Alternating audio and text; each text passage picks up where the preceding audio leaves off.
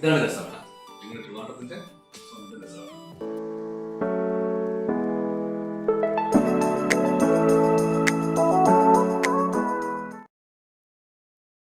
Hi, Saji's ഇന്നോവേഷൻസിൻ്റെ വളരെ different ആയിട്ടുള്ളൊരു എപ്പിസോഡിലേക്ക് എല്ലാവർക്കും സ്വാഗതം. നമ്മൾ ഉണ്ടാക്കാൻ പോകുന്നത് തിരുവനന്തപുരത്തിൻ്റെ സ്വന്തം ഒരു സ്പെഷ്യൽ ഐറ്റമാണ്, അതായത് രസവട എന്ന് പറഞ്ഞ സാധനം. രസവട എന്ന് ഞാൻ പറഞ്ഞെങ്കിലും ഞാനിന്ന് ഉണ്ടാക്കി കാണിക്കുന്ന രസമാണ്. എങ്ങനെ നല്ല രസകരമായിട്ട് രസം ഉണ്ടാക്കാം. രസം ഉണ്ടാക്കിയിട്ട് ഇന്ന് ഞാൻ ഉപയോഗിക്കുന്നത് നമ്മൾ പുറത്തുനിന്ന് വാങ്ങിയ വടയാണ്. അപ്പോൾ ഞാൻ വടയുടെ റെസിപ്പി വേറൊരു പ്രാവശ്യം കാണിക്കാം. കാരണം ഇത് ഞാനിപ്പോൾ ഉണ്ടാക്കാൻ സ്പെഷ്യൽ ഒരു കാരണം എന്താ വെച്ചാൽ ഇത് ട്രിവാൻഡ്രത്തിൻ്റെ ഒരു സ്പെഷ്യലാണെന്ന് ഞാൻ പറഞ്ഞല്ലോ. അപ്പോൾ എൻ്റെ നോർത്തിലേക്കുള്ള ഫ്രണ്ട്സ് എപ്പോഴും ചോദിക്കാറുണ്ട് രസവട എന്ന് പറഞ്ഞാൽ എന്താണ്, രസവട എങ്ങനെ ഉണ്ടാക്കണേ എന്നൊക്കെ. അപ്പോൾ വടയും കൂടി ഉണ്ടാക്കിയിട്ട് സാധാരണ രസവട ഉണ്ടാക്കാറില്ലേ. അപ്പോൾ ഞാനിപ്പോൾ പെട്ടെന്ന് രസത്തിൻ്റെ റെസിപ്പിക്കാണെന്ന് കോൺസെൻട്രേറ്റ് ചെയ്യുന്നത്. അപ്പോൾ രസം എങ്ങനെ നന്നായിട്ട് ഉണ്ടാക്കാമെന്ന് നോക്കാം. എന്നിട്ട് ഞാൻ അവസാനം എങ്ങനെയാണ് രസവട ഉണ്ടാക്കണമെന്ന് വടയിട്ട് അതും കൂടെ കാണിച്ചു തരാം. അപ്പോൾ നമുക്ക് വളരെ പെട്ടെന്ന് റെസിപ്പിയിലേക്ക് കടക്കാം. ഓക്കെ, ഇത് ആദ്യം ഞാൻ എടുത്ത് വെച്ചിരിക്കുന്നത് 2 തക്കാളിയാണ് കേട്ടോ. നന്നായിട്ട് പഴുത്ത തക്കാളി ഏതാണ് നല്ലത്. നല്ല പഴുത്ത തക്കാളി എനിക്ക് കിട്ടിയില്ല കേട്ടോ. 2 പഴുത്ത തക്കാളി വെച്ചിട്ടുണ്ട്. അത് ഇതിലേക്കൊന്ന് കട്ട് ചെയ്തിട്ട് കൊടുക്കുക.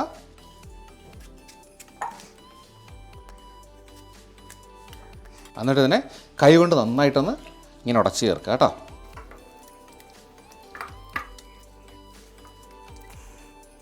അപ്പോൾ തക്കാളി നന്നായിട്ടൊന്ന് ഉടഞ്ഞ് കിട്ടിയിട്ടുണ്ട് കേട്ടോ. ഒത്തിരി അങ്ങോട്ട് ഉടയണ്ട, ഇത്രയും ഇങ്ങനെ കിടക്കുന്ന രീതിയിൽ ചെയ്താൽ മതി കേട്ടോ. ഇനി ഞാൻ ചെയ്യാൻ പോകുന്നത് ഇതൊരു നെല്ലിക്ക വലിപ്പത്തിൽ വാളം പുളിഞ്ഞ വെള്ളത്തിലിട്ട് വെച്ചിട്ടുണ്ട്. പച്ചവെള്ളത്തിലിട്ട് വെച്ചാൽ മതി കേട്ടോ. ആ പുളിയോ ഒന്ന് നന്നായിട്ട് പിഴിഞ്ഞെടുക്കുകയാണേ.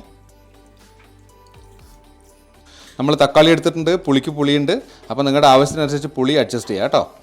നമ്മളിനി ഈ പുളിവെള്ളത്തിനെ ഇതിലേക്കൊന്ന് ഒഴിച്ചു കൊടുക്കുക, അരച്ചൊഴിക്കുക കേട്ടോ. ഇനി ഇതിലേക്ക് ആവശ്യമായിട്ട് ഉപ്പ് ചേർത്ത് കൊടുക്കുക. ഉപ്പ് ഇപ്പോൾ ചേർക്കുകയോ പിന്നെ ചേർക്കുകയോ ചെയ്യുക കേട്ടോ. കാരണം ഉപ്പിട്ടാലും നമുക്ക് ശരിക്കും പുളി എത്രയാണെന്ന് അറിയാൻ പറ്റുള്ളേ. ഇനി വെള്ളം ചേർത്ത് കൊടുക്കുക. നമ്മൾ എത്ര രസം ഉണ്ടാക്കണോ അതനുസരിച്ച് വെള്ളം ചേർത്ത് കൊടുക്കുക കേട്ടോ.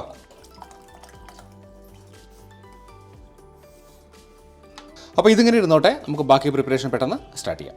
ഇതൊരു മൺപാത്രത്തിൽ ഉണ്ടാക്കുന്നത്. പാത്രം ഞാൻ അടുപ്പത്തേക്ക് ചൂടായിരിപ്പുണ്ട്. ഇതിലേക്ക് ഒരു ടേബിൾ സ്പൂൺ വെളിച്ചെണ്ണ ഒഴിച്ചു കൊടുക്കുകയാണ്. അപ്പോൾ എണ്ണ ചൂടായിട്ടുണ്ട്. എണ്ണ ചൂടാകുമ്പോൾ നമ്മളിതിലേക്കൊരു 1/2 ടീസ്പൂൺ കടുക് ഇട്ട് കൊടുക്കണ്ടേ. കടുകൊന്ന് പൊട്ടി തുടങ്ങുമ്പോഴത്തേക്ക് ഒരു 1/4 ടീസ്പൂൺ ഉലുവ ഇട്ട് കൊടുക്കുന്നുണ്ട്. ആയിട്ടൊരു 1/4 ടീസ്പൂൺ തന്നെ ചെറിയ ജീരകം ഇട്ട് കൊടുക്കുന്നുണ്ട്. ഇത് രണ്ടും നിങ്ങൾക്ക് ലാസ്റ്റ് പൊടി ചേർത്താലും മതി. ഞാനിങ്ങനെ കടുക് എടുക്കുമ്പോൾ തന്നെ ഉലുവയും ജീരകവും ചേർക്കുക ചെയ്യുന്നത്. അപ്പോൾ ടേസ്റ്റ് കിട്ടിക്കോളും.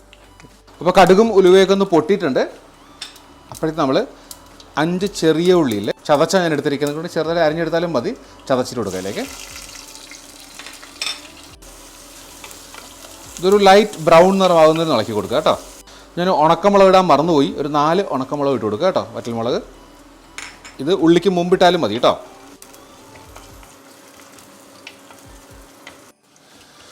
ഇപ്പോൾ ചെറിയ ഉള്ളി ഒരു ഇളം ബ്രൗൺ നിറമായി വന്നിട്ടുണ്ട്. ഈ സമയം നമ്മളിലേക്കൊരു 10 അല്ലി വെളുത്തുള്ളി ചതച്ചത്, 10 15 ആവാൻ കുഴപ്പമില്ല കേട്ടോ. വെളുത്തുള്ളി രസത്തിന് പ്രത്യേക ടേസ്റ്റാണ്. ഒരു 2 പച്ചമുളക് അരിഞ്ഞിട്ട് കൊടുക്കുന്നുണ്ട്. കുറച്ച് കറിവേപ്പില കേട്ടോ. അത് ഇളക്കി കൊടുക്കാം. പിന്നെ നമ്മളിതിലേക്ക് പൊടികൾ അടി കൊടുക്കുകയാണേ. ഞാനിടുന്നത് ഒരു ടീസ്പൂൺ മല്ലിപ്പൊടി, കൊറിയാണ്ടർ പൗഡർ ഇട്ട് കൊടുക്കുന്നുണ്ട്. 1/2 ടീസ്പൂൺ മഞ്ഞൾപ്പൊടി ഇട്ട് കൊടുക്കുന്നുണ്ട്. ഒരു 2 ടീസ്പൂൺ കുരുമുളക് ചതച്ചെടുത്തതാണ്. ചതച്ചതില്ലെങ്കിൽ നിങ്ങൾ പൊടി ഇട്ടാലും മതി. ഇത് പൊടികളുടെ മണമൊന്ന് മാറുന്നവരെ ഇളക്കി കൊടുക്കുക കേട്ടോ. ഇനി നമ്മളിതിലേക്ക് നമ്മൾ നേരത്തെ വെച്ച വെള്ളം ഉണ്ടല്ലോ, തക്കാളിയും പുളിയും ഉപ്പും ചേർന്ന വെള്ളം ഇതിലേക്ക് ഒഴിച്ച് കൊടുക്കുക.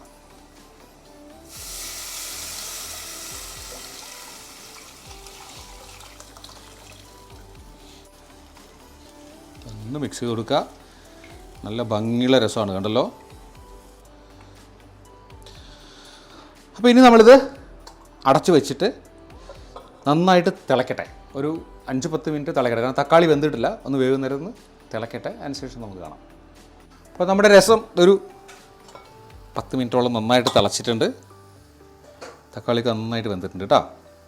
ഇനി നമ്മൾ ഫൈനൽ ഇൻഗ്രീഡിയൻസ് ആഡ് ചെയ്യാൻ പോകുന്നതിലേക്ക് ഞാനൊരു 1/2 ടീസ്പൂൺ കായപ്പൊടി ചേർക്കുന്നുണ്ട് ഇതിലേക്ക് കേട്ടോ. പിന്നെ നമുക്ക് വേണ്ട മല്ലിയിലയാണ്. മല്ലിയില രസത്തിന് അത്യാവശ്യം വേണ്ടൊരു സാധനമാണ്. കഴിയുന്നതും മല്ലിയില ഒഴിവാക്കാതിരിക്കുക. ഞാനൊരു പിടിയോളം മല്ലിയില അടി കൊടുക്കുന്നുണ്ട്. അപ്പോൾ നമ്മുടെ രസം നല്ല രസമായിട്ട് വന്നിട്ടുണ്ട്. എന്നാൽ ഞാൻ ഫ്ലെയിം ഓഫ് ചെയ്യാണ്. ഓഫ് ചെയ്തിട്ട് ഒന്ന് തണുത്തതിന് ശേഷം നമുക്ക് ബാക്കി പരിപാടി ചെയ്യാം.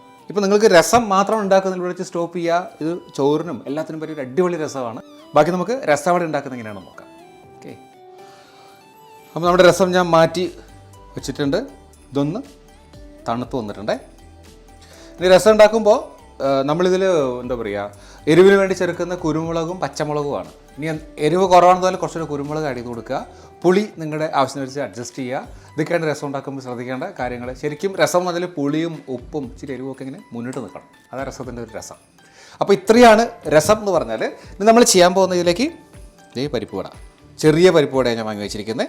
അത് ഇതിലേക്ക് ഇട്ട് കൊടുക്കാൻ പോവുകയാണ്. ചെറിയൊരു ചൂടിലിട്ട് കഴിഞ്ഞാൽ പെട്ടെന്നൊന്ന് കുതിർന്ന് കിട്ടും കേട്ടോ. അത്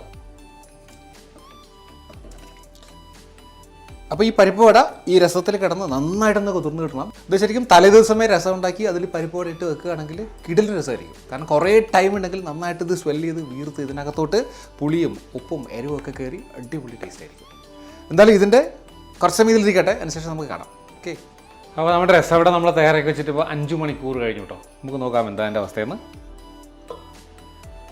യെസ്, നമ്മുടെ രസവടയൊക്കെ നന്നായിട്ട് വീർത്ത് കണ്ടോ, നല്ല കുതിർന്നിരിപ്പുണ്ട്. രസത്തിൽ ശരിക്കും പിടിച്ചിരിപ്പുണ്ട്. അപ്പോൾ നമുക്കിതിനൊരു സെർവിങ് ഡിഷിലേക്ക് മാറ്റാം കേട്ടോ.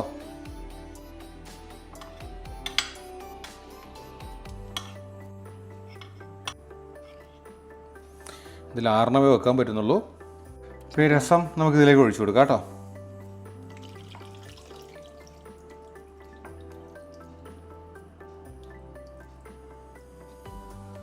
ബാക്കി അതിലിരിക്കട്ടെ.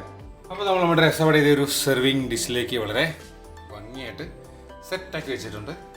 ഇനി ഒരു ഡൗട്ട്, ഈ രസവട എങ്ങനെ കഴിക്കും എന്നൊരാൾ എന്നോട് ചോദിച്ചിട്ടുണ്ടോ? എൻ്റെ ഫ്രണ്ട്സ് ചോദിച്ചിട്ടുണ്ട്. ശരിക്കും ഈ രസവട എന്ന് വെച്ചാൽ ട്രിവാൻഡ്രം ഭാഗത്ത് തട്ടുകടയിലെ ഒരു മെയിൻ ഐറ്റമാണ്. തട്ടുദോശ, രസവട, ഓംലെറ്റ് ഭയങ്കര കോമ്പറ്റീഷനാണ്. ഇപ്പോൾ ചട്ടികൾ ഒഴിച്ചാൽ സാധാരണ രസവട മാത്രമായിട്ട് കടകളിൽ കഴിക്കാൻ കിട്ടാറുണ്ട്. ഇങ്ങനെ ഒരു ബൗൾ എടുക്കും. ബൗളിലേക്ക് ഒരു രസവട ഇങ്ങനെ വെച്ചു. ഇതിലേക്ക് കുറേ രസം ഇങ്ങനെ ഒഴിക്കും കേട്ടോ. ഇങ്ങനെ തരാം. നമ്മൾ കഴിക്കേണ്ട എങ്ങനെയാണെന്ന് വെച്ചാൽ ഇതിൻ്റെ രസവടയെ ആ രസത്തിൽ തന്നെ പൊട്ടിക്കാം. ശരിക്കും കുതിർന്നിരിക്കുന്നുണ്ടാവും. ഇങ്ങനെ കുറച്ച് രസവും ഈ രസവടയും ചേർത്ത് ഇങ്ങനെ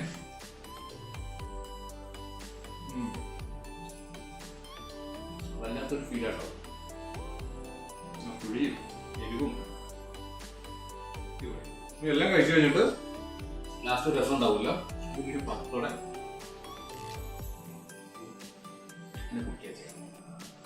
ഇതാണ് രസവട, നിങ്ങളുടെ ട്രിവാൻഡ്രത്തിന്റെ സ്വന്തം രസവട. അപ്പോൾ ഈ റെസിപ്പി എല്ലാവർക്കും ഇഷ്ടമായി തന്നെ കരുതുന്നു. ഇഷ്ടമായെങ്കിൽ ഇതുവരെ നമ്മുടെ ചാനൽ സബ്സ്ക്രൈബ് ചെയ്തിട്ടുണ്ടെങ്കിൽ സബ്സ്ക്രൈബ് ചെയ്യുക, ഷെയർ ചെയ്യുക. അപ്പോൾ ഇതുപോലെ ഇൻട്രസ്റ്റിംഗ് ആയിട്ടുള്ള മറ്റൊരു വീഡിയോ ആയിട്ട് വീണ്ടും കാണുന്നവരെ